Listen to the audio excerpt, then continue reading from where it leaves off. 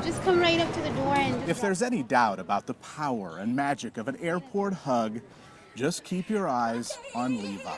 Oh, there he is! A long flight from Mississippi to Omaha did nothing to drain the energy of this 11-year-old. This is the very first time he's coming to Nebraska. No disrespect, but Levi really wants to see Nina's two sons, the other members of his small but dedicated club of self-described superheroes. The only 3 genetically confirmed children in America together for the weekend.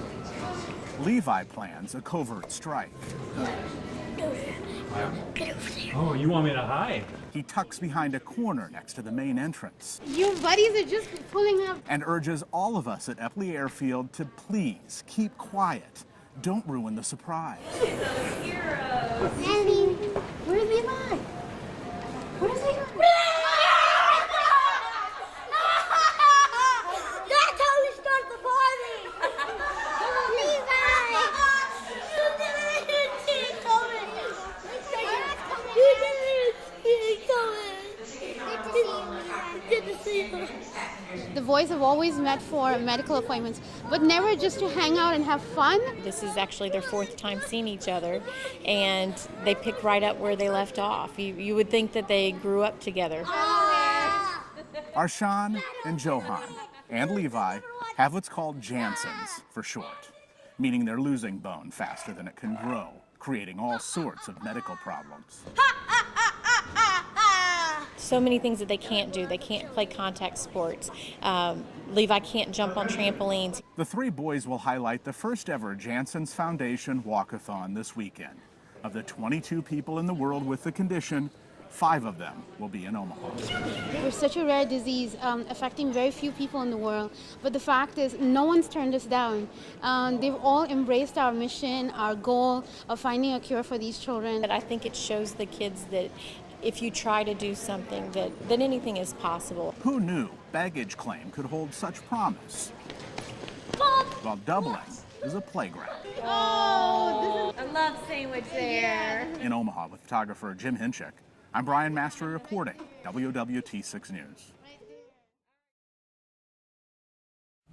Hi, Kathleen. Hi. How are you doing? For someone who measures their life by reinventing themselves, You had such a radiant smile on your face. I see it's still there. 2016 will be hard to top for Dan Alexander. It's so great to see you. It's so good to see you. Yeah. Is the family doing well? Yes. On the cardiac floor of Nebraska medicine, Yeah, there's going to be some bumps in the road. he easily shifts from volunteer Your worst enemy is getting an infection. to philosopher From hope comes the will to live. to preacher. There's a lot of unknowns here, but I know you'll be with them through the entire time. hi. Checking in, Dan Alexander. He gets it. Last year, it was Dan Alexander, the patient. For 3 years, a mechanical heart pump kept him alive. Then he got a call in August. The Army veteran was getting a new heart. Dan Alexander described it as a spiritual awakening when we talked to him 12 days later. I'm eternally grateful to the donor. And my love goes to them, whoever they are. One day, he said he hoped to meet his donor's family. That day arrived last month, Easter weekend. They came to him. Led by the donor's sister and his parents, they made their way from Epley Airfield to Papillion and Dan Alexander's front door. Up to today, they've talked and texted and exchanged letters, but these are the first hugs. I never expected my hero to be a civilian, or a sports figure for that matter. The donor, Brian Clausen. He raced cars for a living. He died after a crash at an event in Kansas last August. Because he was an organ donor, the 27-year-old saved not just Dan Alexander's life, but 4 others. I'm part of their healing process, and they are part of mine. Let us introduce you to Brian Clausen. His fiancée, Lauren Stewart, made the trip to Nebraska too. Brian made the people around him strive to be better. After sharing stories, the Clausen family took turns, listening to Brian's heart. His mother felt every beat. Here's somebody who gave his heart to me. He died, he gave his heart to me. That's what I call a hero. Until recently, Dan Alexander didn't know a thing about racing. To me, it was just a bunch of loud cars going in circles. Behind the wheel, he admits his right foot is heavier now, and his heart will flutter at the sound of a loud engine. This week, the Clausen family invited him to one of the crown jewels of racing, the Indianapolis 500, a place he's never been, but his heart has. He ran Indy 3 times. Life is beautiful.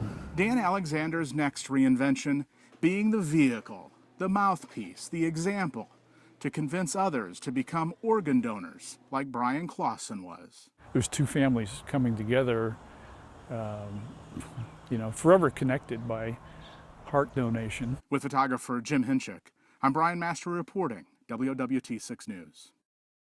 That would show that the... Add up the combined law enforcement experience in this room, I retired in '85. and we're talking centuries of police work. Oh, my Lord. Yeah. Who is that guy? Department yearbooks add clarity to fading memories. Didn't have any hair then either. Yeah, but I'm better looking though.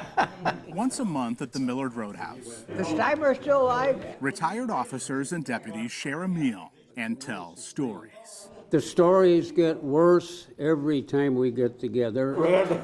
They go by the name Fuzz That Was. And my friend Jack here, he picks me up because I have a little hard time driving. The lunch conversation often comes around to the sobering moments of carrying a badge and gun. After seeing what one human being can do to another, it doesn't leave you. As a sniper with Omaha Police, Bob Seaborg has seen how it can end so quickly. We got the building surrounded. June 1974, a barricaded gunman held officers at bay for 4 hours at 25th and Parker.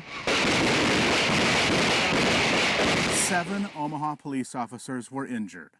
Officer Paul Nields was killed, and so was the suspect. So that was probably one of the worst shootings in the history. There's no shortage of tragedy to discuss when you're serving and protecting for 35 years. We enforce the law. Jack was out breaking the law. A few years ago, Bob Seaborg crossed paths with Jack Ernst. It was kind of like a cop Roberts thing, you know. And they knew each other. He was one of the best safe crackers in this whole area. Jack Ernst double majored in burglary and cracking safes. How many safes do you think you cracked over the years? Tons of them, tons of them. We were getting frustrated. We couldn't capture him. Ernst had stolen a police radio, so he knew if the burglary unit was on to him. We used to call him Jackie Boy. In 1968, the law finally won. It was Bob Seaborg who took him down at gunpoint and put him in prison for 27 years. Was it odd for a safe cracker to come to a place full of retired cops? The teacher told me this 5 years ago, 4 years ago. I said, it's crazy. Jack is, he's part of our group, and it goes to show you that there's always hope. People can change their lives. And if you don't have that, then it's really a tragedy. Jack Ernst and Bob Seaborg. I had a job because of an unlikely friendship. In Omaha with photographer Jim Hinchik, I'm Brian Mastre reporting, WOWT 6 News.